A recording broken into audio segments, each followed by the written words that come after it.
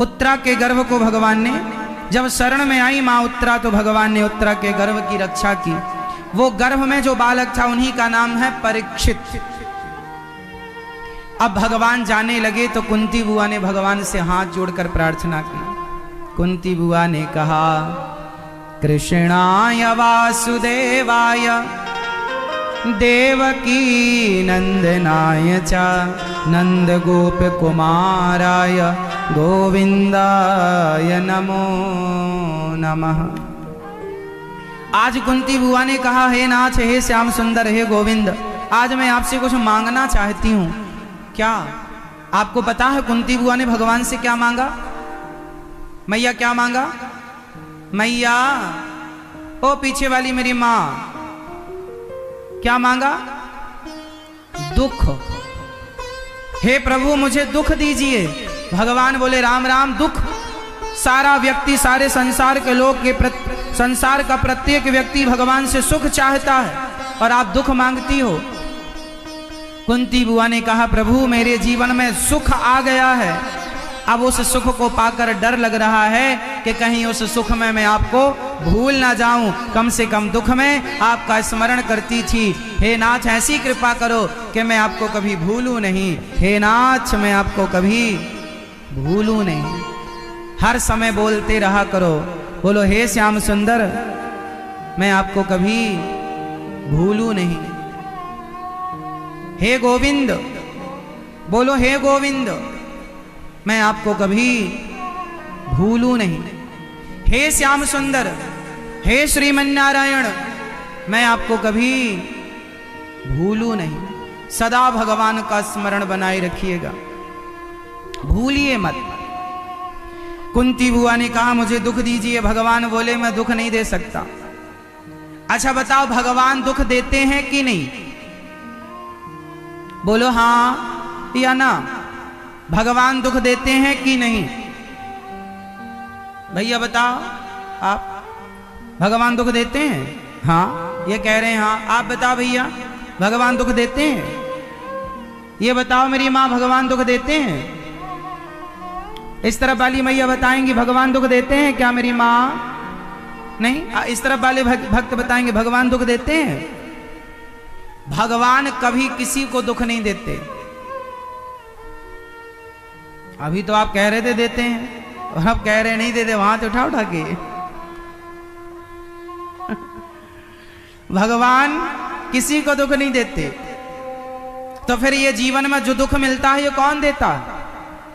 ये हमारे अपने कर्म हमें दुख देते हैं। ये हमारे कर्म हमें दुख देते हैं। क्या देते हैं? हमारे, हम जैसा कर्म करेंगे वैसा फल भोगेंगे, और दोष भगवान को देंगे कि भगवान ने हमें दुख दिया। भगवान किसी को दुख नहीं देते। फिर दुख कौन देता है? राम न मारे काहू को, पापी नहीं आराम, आप ऐसे मर जाते हैं कर कर खोटे काम। भगवान किसी को दुख नहीं देते। चैतन्य महाप्रभु, गौरांग महाप्रभु की एक छोटी सी कथा आप लोग जानते होंगे। उनकी बचपन की एक कथा है, श्री गौरांग महाप्रभु की कथा। जब वो हरि नाम संकीर्तन करते थे ना, जहां जाते हरि बोल हरि बोल, कृष्ण कृष्ण का जाप करते, हरे कृष्ण कृष्ण कृष्ण हरे हरे राम जाप करते। जहां जाते वहां जाप करते, कीर्तन करते। एक कुत्ता था, कुत्ता। वो कुत्ता ना गौरांग महाप्रभु को, श्री चैतन्य महाप्रभु को दूर से देखा करता था रोज। और जब चैतन्य महाप्रभु वहां से आगे बढ़ जाए ना, तो जहां स्वामी महाप्रभु खड़े होकर नृत्य करते थे, कीर्तन करते थे, उस चरणों की धूल पर जाकर कुत्ता लौटता था, लौट जाया करता था। महाप्रभु की चरण धूली पर लौट जाया करता था। एक दिन महाप्रभु की नजर पड़ गई, और महाप्रभु की नजर पड़ गई तो महाप्रभु ने उस कुत्ते को बुलाया, ए गंगादास। यहां नाम रख दिया गंगादास। गंगा के किनारे ही इनकी अधिकांश लीलाएं हुई हैं, तो गंगादास नाम रखा। ए यहां आओ गंगादास। वो कुत्ता गया, अपनी झोली से लड्डू निकाले, महाप्रभु ने उसे प्रसाद पवाया। अब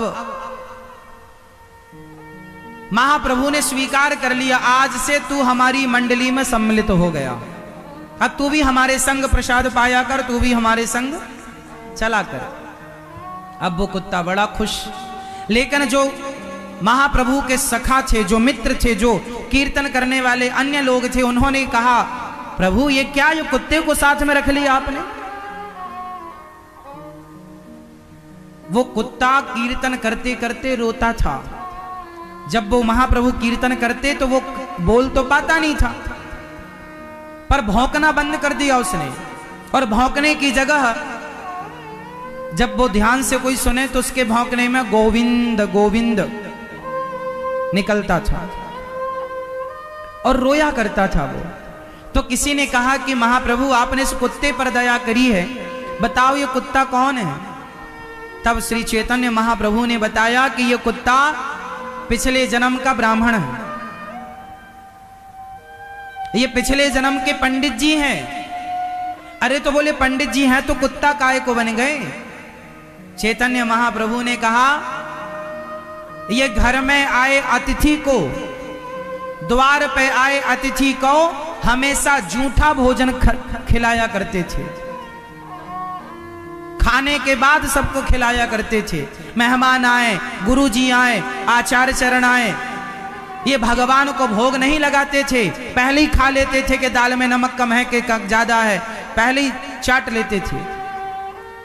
तो इन्हें दंड दिया गया कि तुमने साधु संतों को भोजन कराने के पहले भोजन किया और उन संतों को जूठन खवाया। जाओ तुम्हारा दंड यही है, जाओ अब जूठी पत्तलें चाटो, तुम कुत्ता बन करके अपना यापन करो। वो पाप के कारण कुत्ता बनना पड़ा। और बाद में श्री चैतन्य महाप्रभु ने उसे अपने साथ रखा और उसे भगवान नाम का आश्रय दिलाकर उस कुत्ते की भी बुद्धि निर्मल की और वो प्रायश्चित करता हुआ अंत में उस कुत्ते ने गंगा जी में जल समाधि ले ली थी अंत में।